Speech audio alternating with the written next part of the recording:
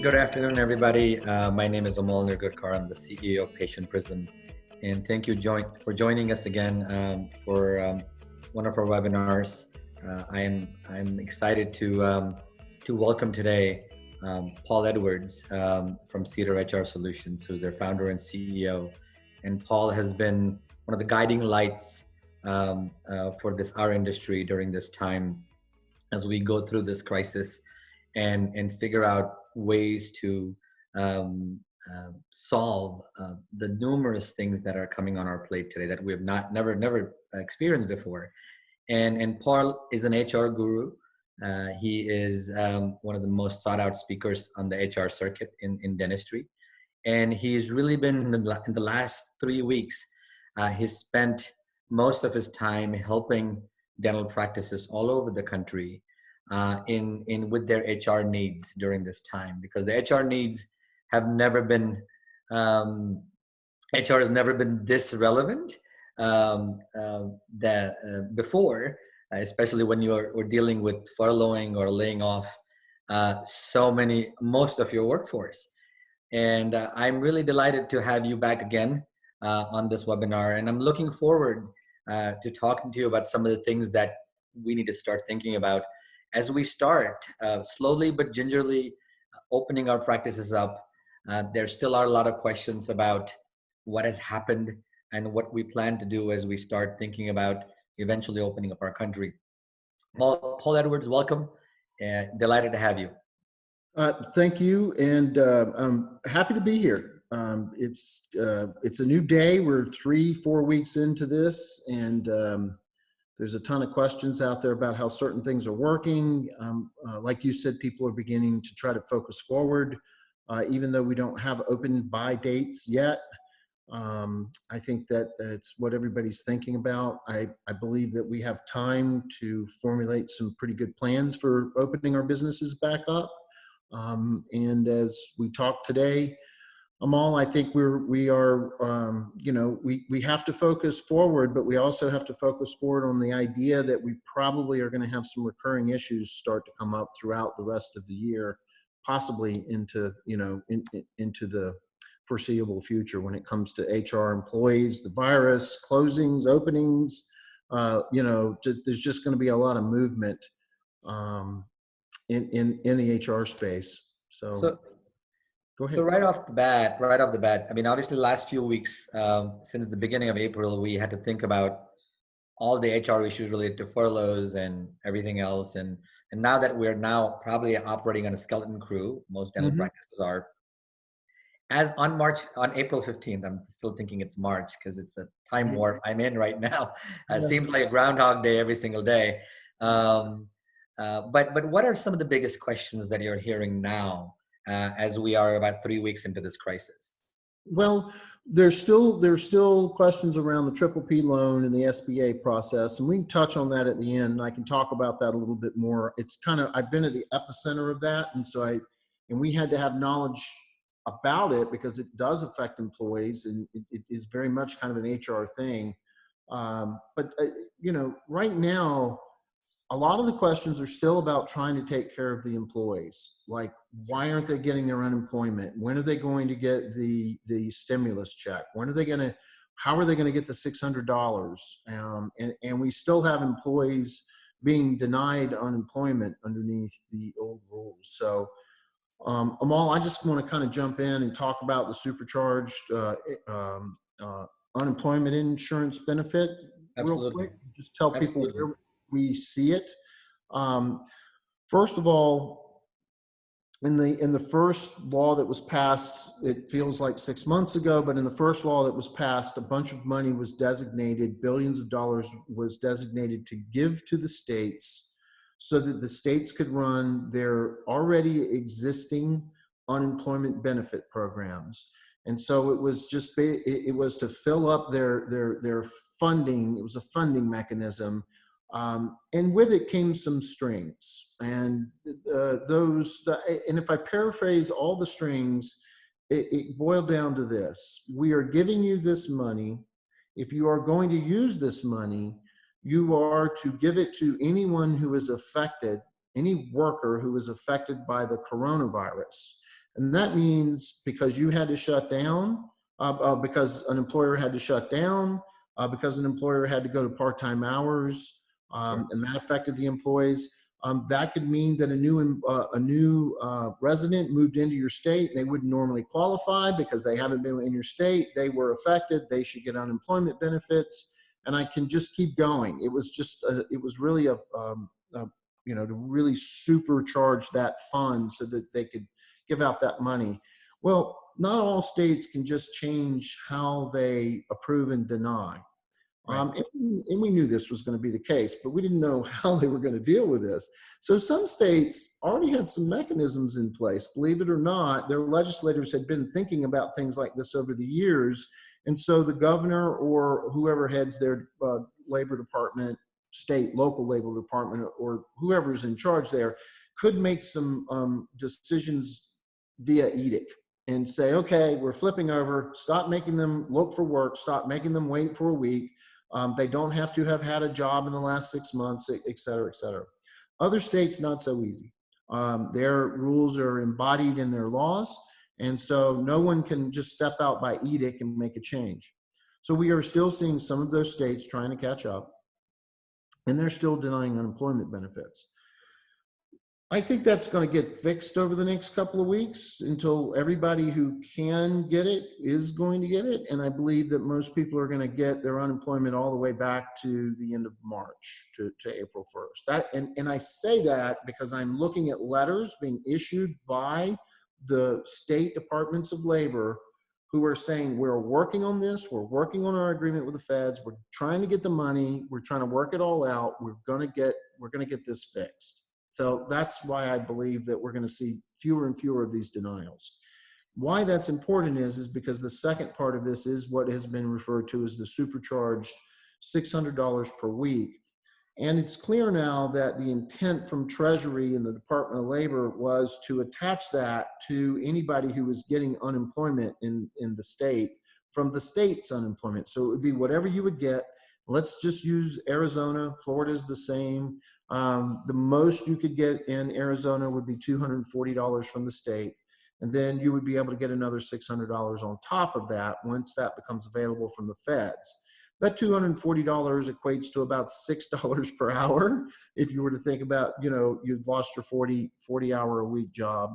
And so there's no way anybody can survive on that. And that's always been the premise of unemployment, is to help you get by. So that you don't fall completely below the social net until you can find work. And so, in Arizona, you could get as much as $840 once the $600 comes through.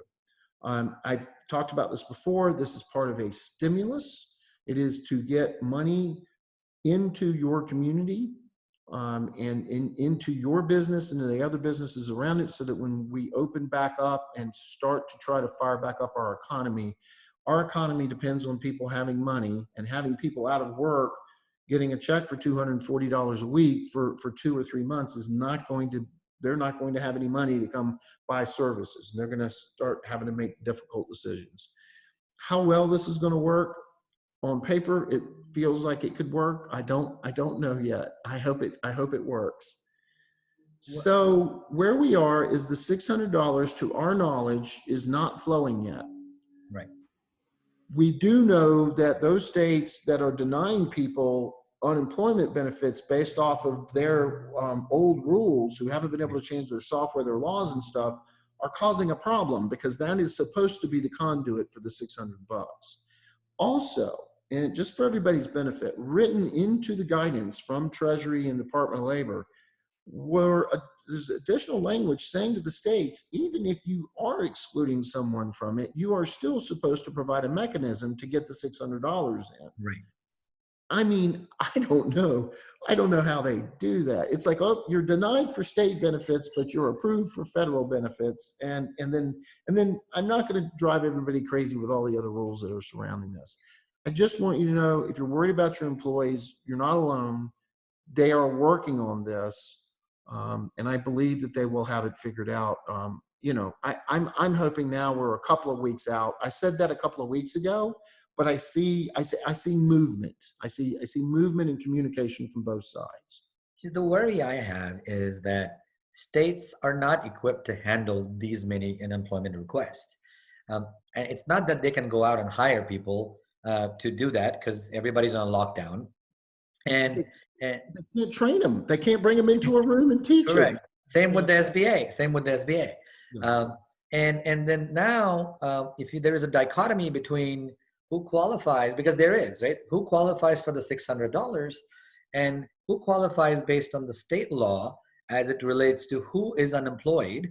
Yeah. The federal law says you could potentially not even have to be fired, right? You could have actually, we're going to start a job, but you can't start a job because of this stuff. That's one of their examples. Yep, that's one of their And examples. and so the $600 is a big amount, and in my view, at least, you can comment on this.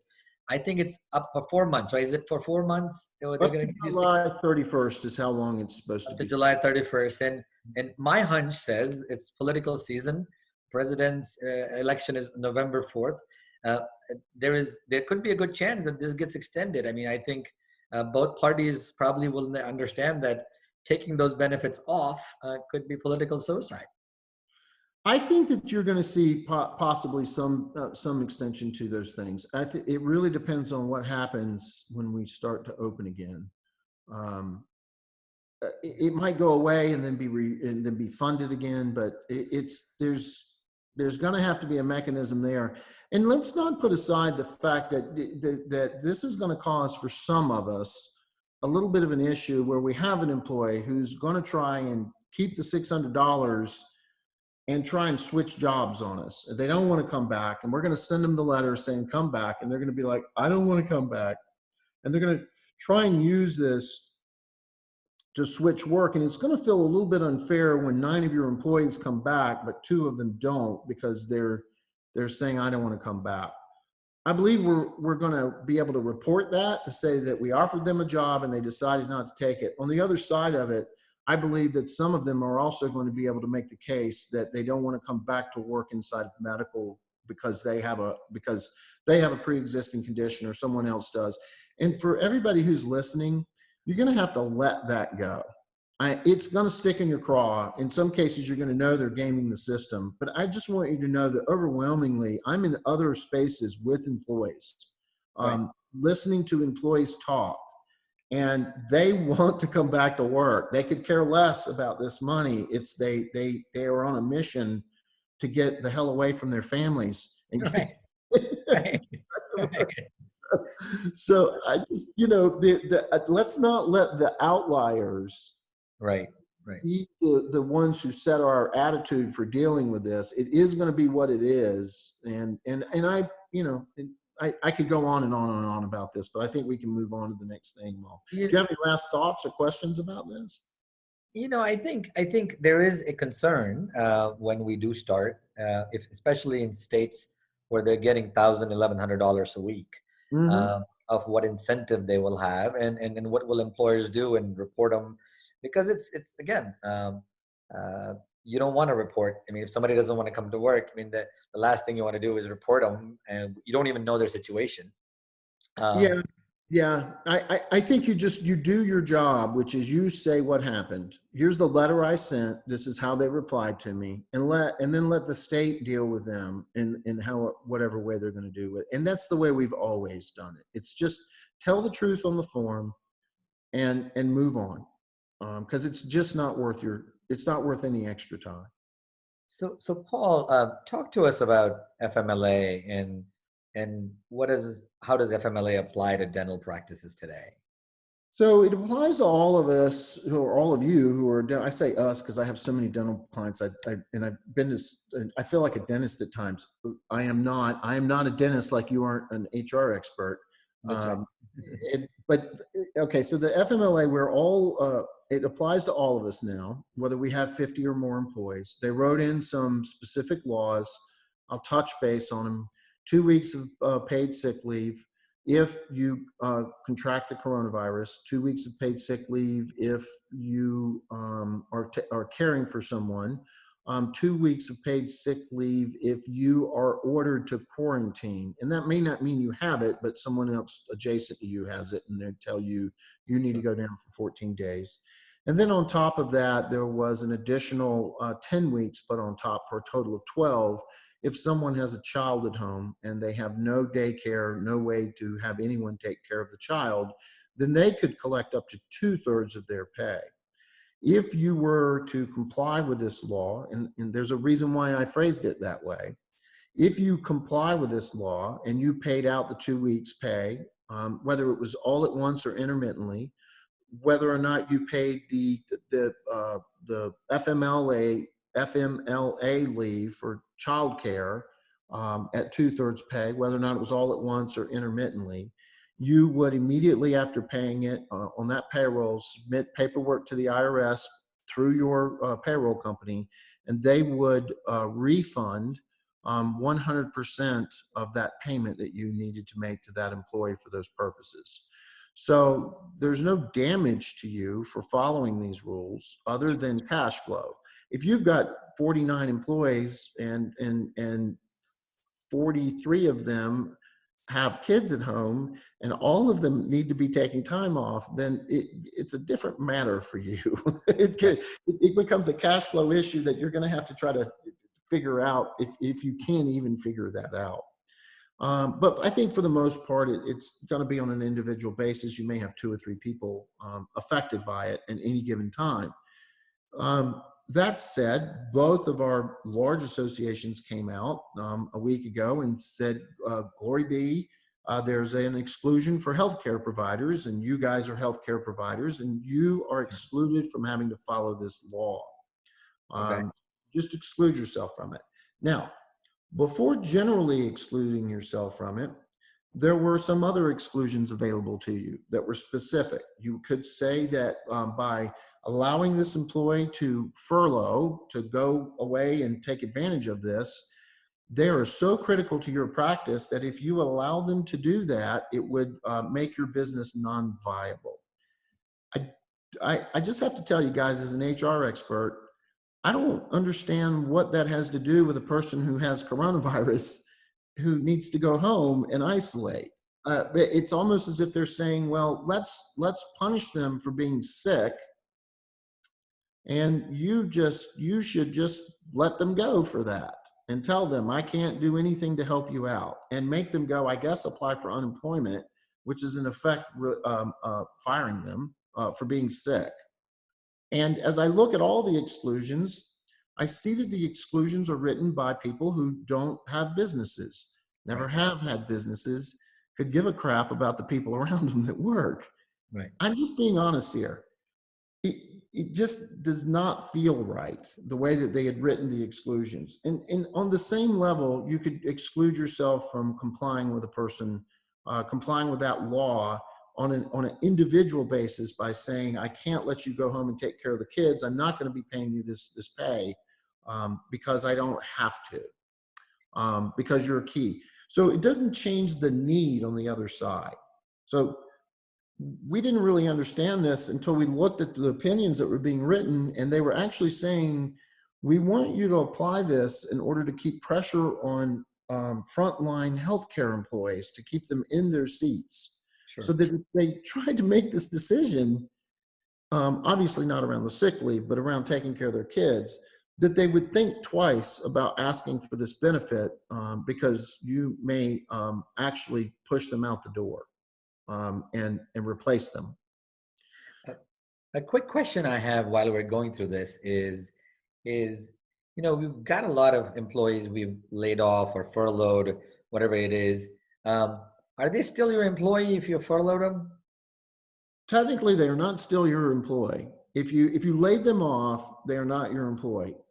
There is some technicality around furloughing whereby you could still be their employer to some degree, but for the most part, they're just not your employee right now. So once they're out the door, Amol, they're their own person. Now, if you are paying them to work part-time for you, they're certainly still your employee, and they could be obtaining partial benefits as well as working for you. And the partial benefits, how do they work in terms of, is it if you work half the time, do you get half the unemployment benefits and half the $300? different at every state. Some states, for instance, I believe, I'm just thinking about as I read through all these laws, some things stick with me for a few days. Kentucky was like you could earn up to $60 and it won't affect you. And then if you earn any more, dollar for dollar, it reduces your state benefit. Okay. Uh, you know, a reasonable thing to say, look, guys, we're only going to be paying you like $200 a week. If you can earn an extra 60 or $80 a week, it's probably a good idea. Go do that. Um, you know, and I'm all circling back to the overall exclusion that they gave all employers. Sure. I don't want to leave that behind too far because they now said you could just say, I don't have to follow these rules. But I have to ask you this question. If you know that you can't, so you have someone who says, I have to go take some intermittent time or a lot of time off to go take care of my kids. Sure. Or is your next question for the next candidate, do you have children? That's right. That's right. You can't ask that. That's right. That's right. And if you were to let 9 people go and hire 9 people without kids, you're going to get that. That is, from my point of view in HR, that goes outside of this law. You are not excluded from discriminating against people. Correct.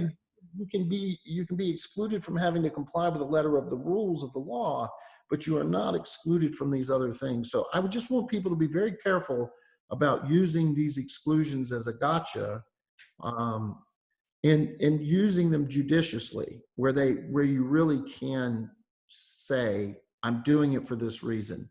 And that is not normally my stand. If you're not subject to the rule, I get you out of it. It's not in your handbook. I tell you, you don't have to follow it.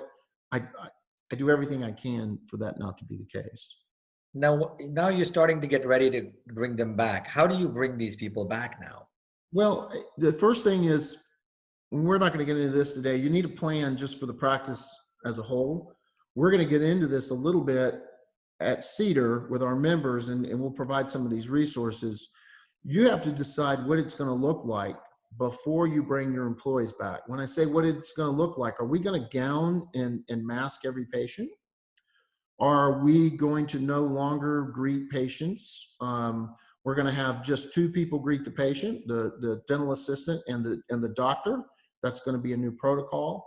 So taking all of those things into account, you need to have some idea of what you plan on doing and how you plan on doing it. Sure. And then at that point, you communicate to your employees, this is what we plan to do. We're going to open. We're offering you your position back. Please come back. We are, and we give you the kind of the same offer letter that you would give an employee now when you were bringing them back on. Right. Make it official, make it documented, make it clear. And if it's for part-time hours, make it for part-time hours. Being careful not to promise more hours, but I think everybody understands we're trying to get back up to full speed. Sorry, go ahead.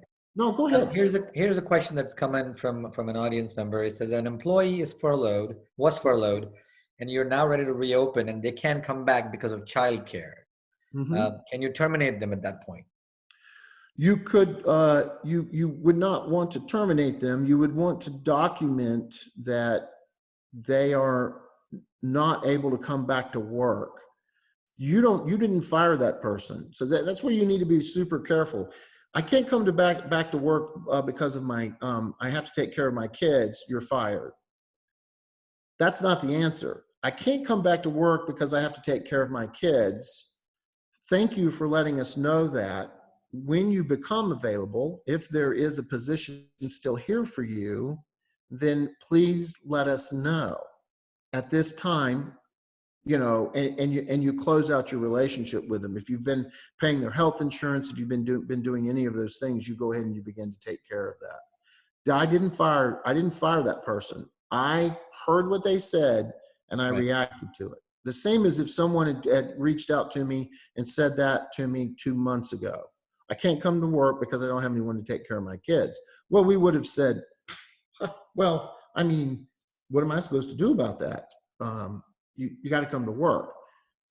We're in a little bit more of a gray area now. Interesting. Yeah. Another question. I furloughed I laid off my employees March 31st. Mm-hmm. I get my PPP money April Yep. 30th.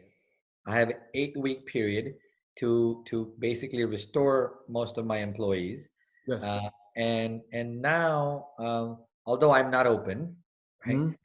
And I bring them all back. I spend, let's say I spend all the money on those employees again, right? I am still and now I'm reopening in July. I'm only at 50% capacity. I have to lay some people off, right? Can they go back on unemployment?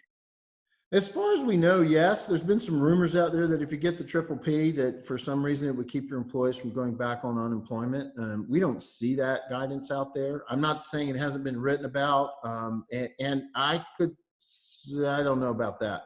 I say I don't know about that. I literally am not seeing that guidance, and my legislative watch team isn't saying, "Look out, look out, look out! Here it comes."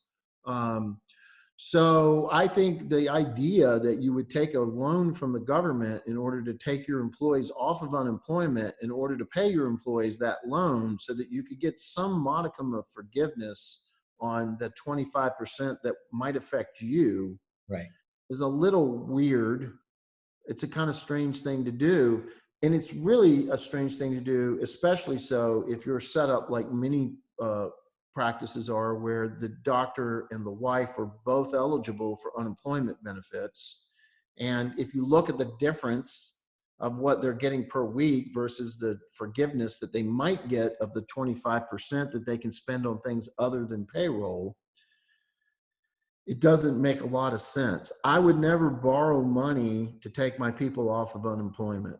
That just is not, that's not how it was intended. And I know that that's what one of the Secretary Mnuchin or whoever he is tried to infer that. That is not how it's written in the law. It's not how it was spoken about by either side. It was to help businesses that were open, that are open, and businesses when they do open. And giving you a loan, a triple P loan with a um, well, look, let's just do the math. You borrow, you're a $1.5 million practice. When you do all the math, your payroll, your multiplier and everything, you get $125,000. Let's just say you're only able to spend 25,000 of that in forgiveness. Now you're left with a $100,000 loan, which then you have a 6-month deferment on, which you're going to want because you're not going Right. to want to pay it. Right. Now you're down to Amal. You're the numbers guy. Now you're down to 6 months. So we had 24. So now we got 12 and 6. We have 18 months to pay back $100,000. Right. Let's divide that by those months. And does anybody want that payment, that accelerated payment on them? Or you just give them the money back. You can just refund the money back to the SBA. That's true. That's true as well. So I think a lot of CPAs and doctors are having a conversation about different kinds of lines of credit and loans that extend for a much longer period of time. Right. Much longer, to take the pressure off of you, so that at worst you're making a $400 or $500, $600 a month payment, which is still not a small payment, Right. It's and much better. you're not being forced to make a $2,000 a month payment. And we have been talking about the idle loans and if you can qualify and actually get the funding, because a lot of Yep. people are not getting what they're supposed to get. No. Um, and you have a 30-year loan and then potentially have that, the payment brought down to a small amount. But the questions around PPP forgiveness are there's still no clarification on that, I'm assuming, in terms of, can you bring them back in June and fire them right away in July? Can you increase owner compensation, people over $100,000? There's going to be a lot of questions that need to be clarified. And I think the regulations, I'm sure they haven't come out yet. They have not. I mean, I'm getting asked 2 or 3 questions a day about the triple P loan, and I know as much about it as not. I don't know more than anyone else. I know as much about it as anyone else, and I'm getting stumped 2 or 3 times a day when people are asking me, and I'm like, it's not in the regs, so there's no answer. And I can say go to your CPA, but the CPA can't answer it either. They can't Yeah, either. I am one, and yeah. I am one, and it's hard for me to understand these things. And I've spent a career in figuring out tax laws and all these things. There's a question that came about, which actually I could answer to as well. Is, should I retract my PPP application if I'm not open right now? and should I reapply later? And I have one quick comment. The Wall Street Journal just announced that they will run out of $350 billion today. So I would not, I don't know, unless there, isn't there some movement to increase that 350 billion? There is. There's some talk about increasing it to and putting another 250 billion into the fund. Everybody who can do math knew that the 350 billion needed to be multiplied by at least 4 to Right, stand a chance. right. And so putting 250 billion in is not multiplying that times 4. So if you refuse your loan, then you may not be able to get in again. That's one thing. On the triple P forgiveness. Um, so again, it's a decision you guys are having to make out there. They really put some crappy rules in around this when they finally got with the banks and they got with the SBA. When we first heard about this, it was going to be 10 years to pay back the balance. I know, that was You know, exciting. and it was 0.5%. Now it's 1%. And they're changing the rules. And in many ways, to the rules don't reflect the spirit of the law or the words in the law. And it's tough. I mean, I get it, right? I mean, it's easy for us to criticize the government, and we love to do that. But on the same token, it's not easy to put a program like this together, have it implemented. 50 states are under disaster declaration. I mean, they're trying their best. I think there could be, I think there could be some tweaks made to the PPP program that allow employers to do it over 16 weeks, maybe a little longer period of time. And we need to make sure, in my view, I understand it's a paycheck protection program, so we have to help people get the paychecks. But if we don't help businesses survive, and if we're hiring employees and there's no revenue being generated, the businesses will have to lay them off. And so it didn't work. Right? Yeah, so it didn't work. And so you just took your people off of unemployment so that you could participate in a loan program and maybe get a little bit of an advantage for yourself. Look, our CPA, when we talked to our CPA about this, she just simply said, look at yourself. You can get the triple P and it makes sense. I've got a couple of businesses that it really makes sense for. I own a gym and a couple of other things, and we've just been totally shut down. We also talked about a conventional SBA disaster loan. Sure. And she said, you're in a good position. You guys are well capitalized. You have savings. You will qualify for that loan. You need to make a decision. Not everybody is going to qualify for that other loan. For whatever reason, not everybody's going to qualify for it. And then on top of it, and what all CPAs say is now let me run the numbers for you and tell you how much you're going to be paying every month. And let's see what that looks like on your balance sheet. And that's the conversation you guys have to be having with yourselves or with your CPAs or accountants or whoever. Well, we could have this webinar all day long and not stop talking about this, because as a CPA myself, who's practiced for 20 years, I have tons of questions. But we'll do another one when we have more stuff out. How do people really contact you? It's your website, it's CEDRsolutions.com. Yep. And then you have a wonderful Facebook group. Yep. It's called HR Base Camp, right? That's it. Yep. You come and you apply for it. We check you out real quick to make sure you're an owner or a manager of a practice, and we'll let you in. And we have a great community there. You can come to our website, CEDR Solutions, and click on the coronavirus page. There's a lot of helpful stuff there. I think overall, you want to get into our ecosystem because we're holding events, HR-centric events, even for our non-members. And so, we're inviting people in, we're trying to help where we can. We're providing forms where we can. Once we get our members taken care of, we're getting it out to everybody else too. So that's, you're doing a great job. I'm always on your site every single day, trying to see what else is available here.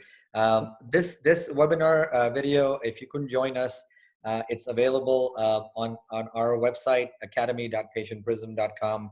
We've got lots of resources. Paul's first video is there as well.